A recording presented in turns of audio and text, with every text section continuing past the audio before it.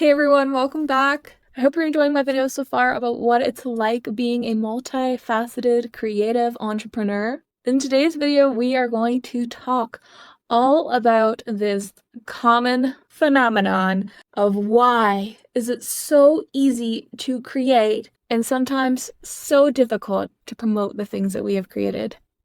So if you've ever felt like creating something new is easy, but promoting it is not your thing, then this video is for you. There was a comment in our Enlightened Entrepreneur Facebook group that was posted by somebody who had said that they struggle with this because they tend to notice patterns in how people advertise. They notice that a lot of people are using the same tactics and strategies. And a lot of those strategies give them the ick. They feel spammy, they feel skeezy, and because everybody seems to be doing them, this individual feels like, well, I don't want to do those as well because I don't like how I feel when I observe other people doing this. This is really understandable, and it's a common challenge, and I think it has something to do with something we talked about in a different video, which is about the fact that as creatives, we tend to be innovators and we don't like to just follow the leader. Instead, we want to disrupt things and come up with completely new ways.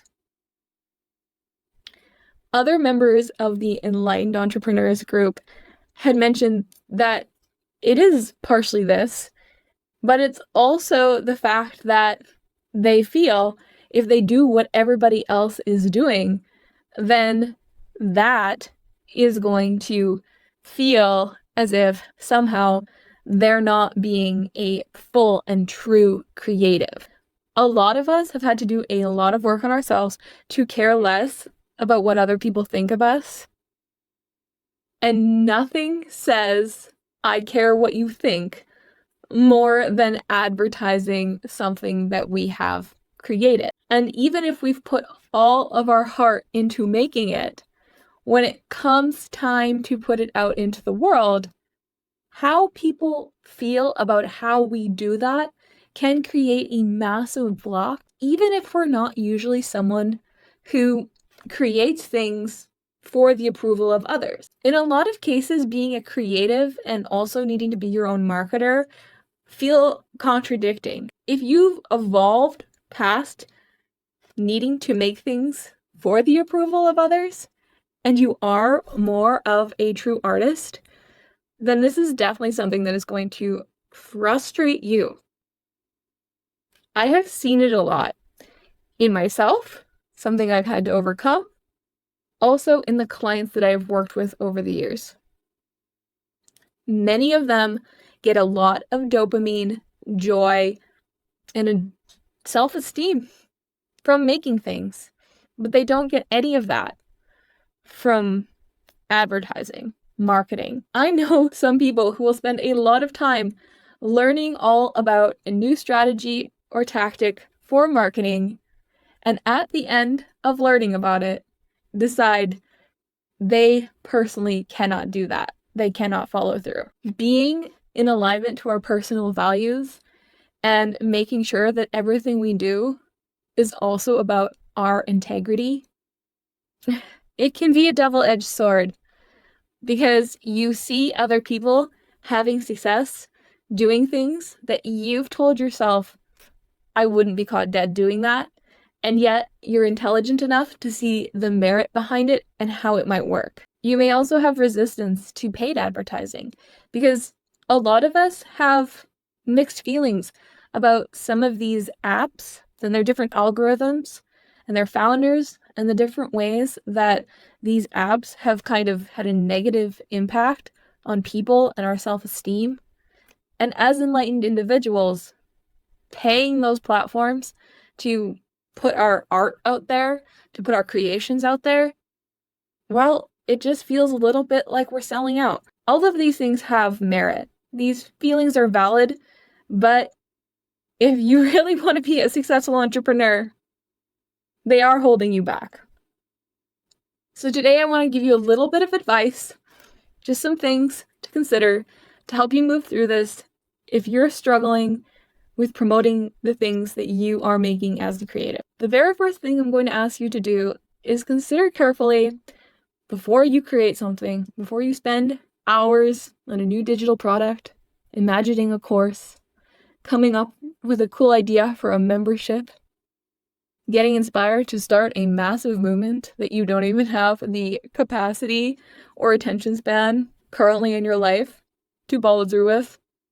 It happens. We get inspired, and because we are creative channels, we get these downloads and we feel like we need to immediately act on them. So there's two things I want you to think about if you're feeling that way. Before you get started, before you waste your own time, can you envision yourself still talking about it, still promoting it, still feeling just as excited about it? Not today, but like 5 months from now, a year from now? What if it takes off? Can you imagine yourself still standing beside this creation 5 years down the road? This doesn't necessarily mean you shouldn't go ahead with it. It's just a way to kind of check in with yourself. Now, a lot of times, because if we're creatives and we're inspired by other people's creativity, or we come up with an idea and invent something, we also have to ask ourselves, is this because I want to have the joyful experience of trying something and I want to make this just to have the experience of it? An example might be you might decide, like I have, you really just want to have the experience of learning how to make videos.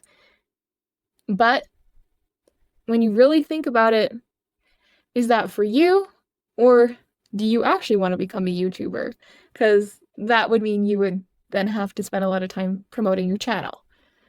So feel into it, because there's nothing wrong with starting a channel because you want to have the experience of learning how to make great videos, or starting a podcast because you have things you want to express and use your voice to express.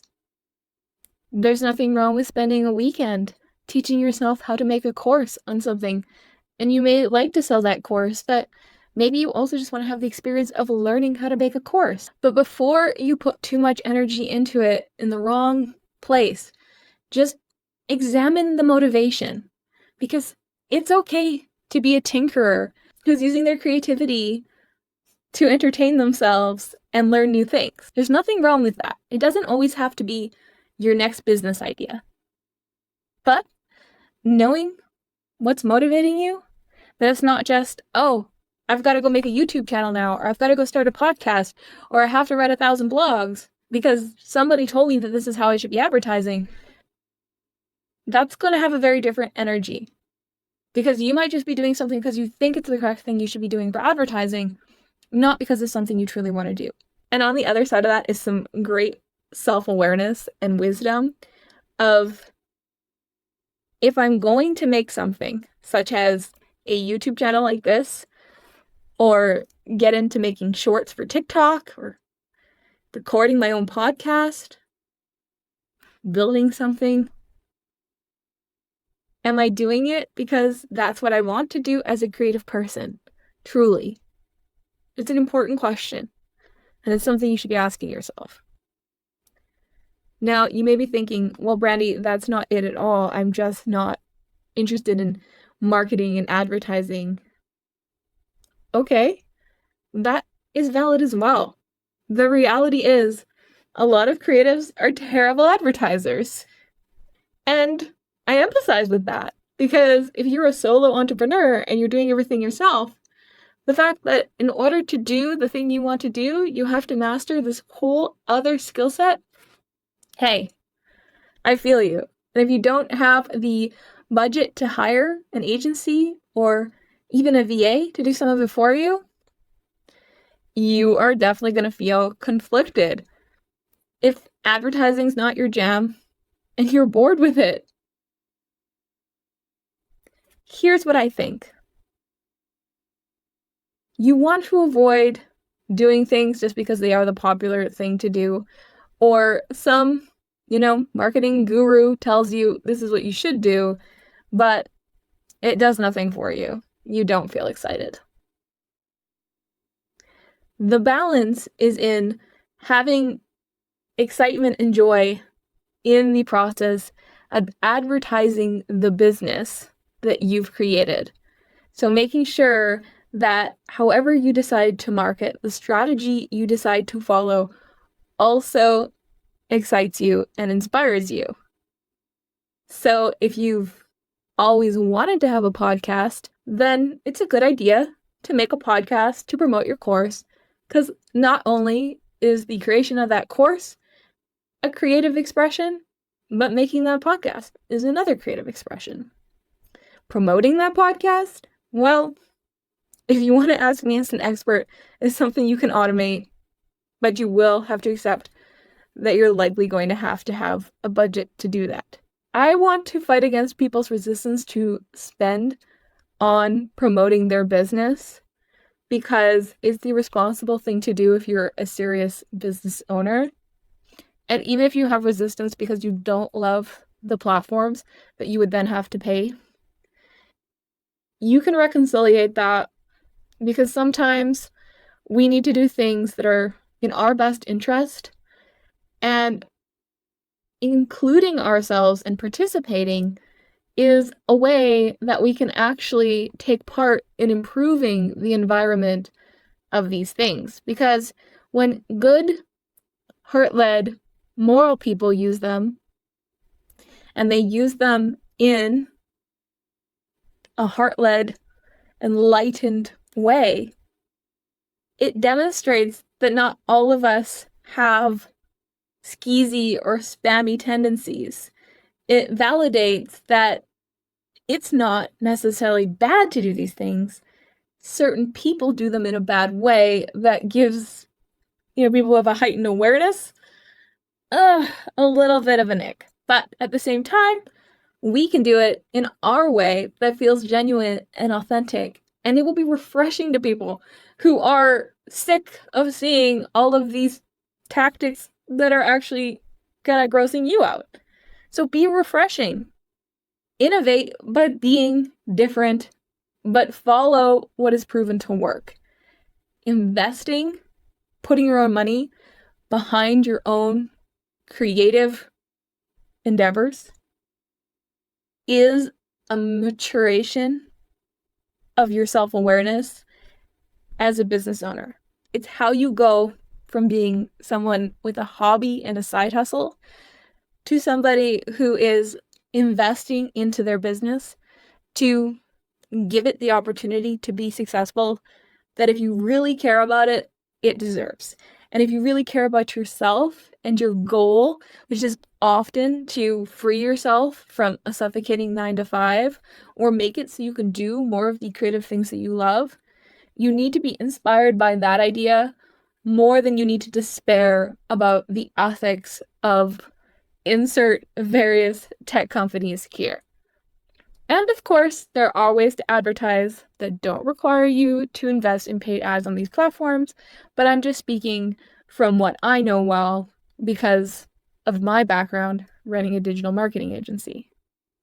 So with all that said, I hope I gave you some food for thought, and if you're struggling with this conflict of having a lot of fun creating and making new things, and just having a bad time trying to figure out how to advertise, I hope what I've said here has at least helped you identify where that block might be coming from and give you a little bit to consider so you can move forward. If you love this video and you'd like to be around others who really understand these things, because I think it's a common experience for a lot of people who identify as being enlightened entrepreneurs, then I would love to invite you to join my Facebook group, Enlightened Entrepreneurs.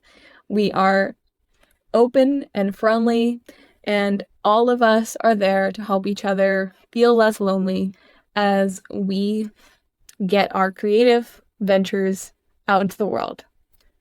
Participating in Facebook groups, if you enjoy that, I enjoy running Facebook groups, is another good way to network and make connections and share the different things you're working on. So my casa, you casa, join this group, come say hi, introduce yourself. and I can't wait to see you there.